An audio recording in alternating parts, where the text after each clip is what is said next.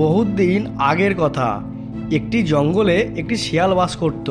অনেক দিন ধরে সে একটি রোগে ভুগছিল। এর কারণে তার শারীরিক গঠন অনেকটা কমজোরি ও রোগা হয়ে গেছে। সে অনেক দিন ধরে কোনো শিকারও করতে পারেনি। এর ফলে তার খাওয়া দাওয়া ঠিকমতো জুটছিল না। এরকম একদিন সে বনের একটি জায়গায় বসে বসে ভাবছিল, এই সব কতদিন চলবে? এরকম ভাবে চলতে থাকলে তো ওই দিন আর বেশি দূরে নেই যে আমি খাবারের অভাবে মারা যাব। আমার শরীরে আগের মতো আর সেই শক্তি নেই, যে কারণে আমি আর শিকার করতে পারছি না। আমার কোনো কিছু একটা ভাবতে হবে। এত সহজেই আমি মরতে পারবো না, কারো না কারো সাহায্য আমাকে নিতেই হবে। এরপর শিয়ালটি বনের মধ্যে দিয়ে এগিয়ে যেতে লাগলো। যেতে যেতে তার হঠাৎই মনে পড়ল তার পুরনো দিনের এক বন্ধুর কথা। আরে, আমি কেন আমার পুরনো বন্ধু গব্বরের কথা ভুলেই গেলাম। ওর গায়ে তো অনেক শক্তি, ও তো অনেক শিকার করতে পারে। আমি ওরই সাহায্য নেব। ওকে যে করে হোক আমাকে মানাতেই হবে। এই বলে শিয়ালটি সে গব্বর নাম করে সিংহের গোয়ার সামনে এসে পৌঁছালো।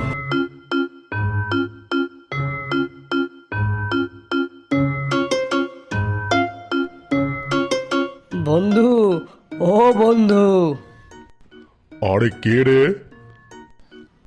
আমি শিয়াল। ভেতরে আসো।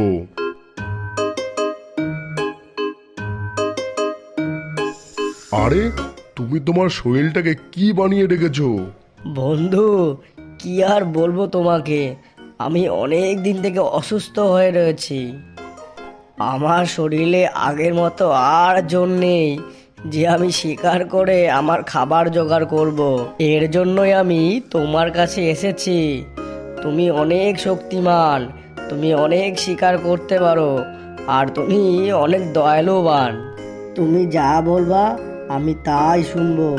আজকের থেকে আমি তোমার দাস হয়ে থাকতে চাই। আরে ঠিক আছে ঠিক আছে, কান্না বন্ধ করো। তোমার খাবার তুমি পেয়ে যাবে। আমার গুহার সামনে একটি পাহাড় রয়েছে। প্রতিদিন সকালে তুমি সেই পাহাড়ের উপর উঠে দাঁড়িয়ে থাকবে, আর জঙ্গল থেকে কোনো পশু আসলেই তুমি আউজ করতে থাকবে। যা শুনে আমি বুঝতে পারবো যে জঙ্গল থেকে কোনো পশু আসছে। ওই সময় আমি সেই পশুর উপর চড়াও হব, আর পশুটাকে শিকার করে নিয়ে গুহায় ফিরবো। তারপরে দুজন মিলে খাবো, ঠিক আছে? পরের দিন শিয়ালটি সেই পাহাড়ের উপর উঠে দাঁড়িয়ে দাঁড়িয়ে দেখতে লাগলো।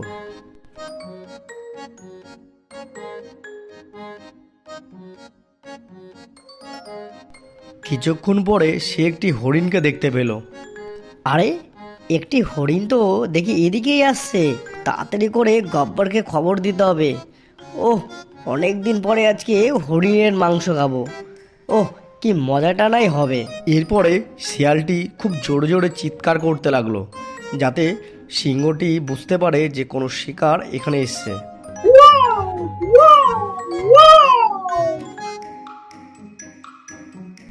শিয়ালের চিৎকার শুনে সিংহটি হরিণটিকে ধরার জন্য হরিণটিকে ধাওয়া করতে লাগলো। কিছুক্ষণ পরে হরিণটিকে শিকার করে সিংহটি গোয়ায় নিয়ে আসলো, আর দুজনে মিলে সেই হরিণটিকে মজা করে খেলো। পরের দিনও শিয়ালটি আবারও সেই পাহাড়ের উপর উঠে পড়ল। উঠে এসে চারিদিকে নজর রাখতে লাগলো। এইবার সে একটি গাধাকে দেখতে পেল, আর গাধাকে দেখে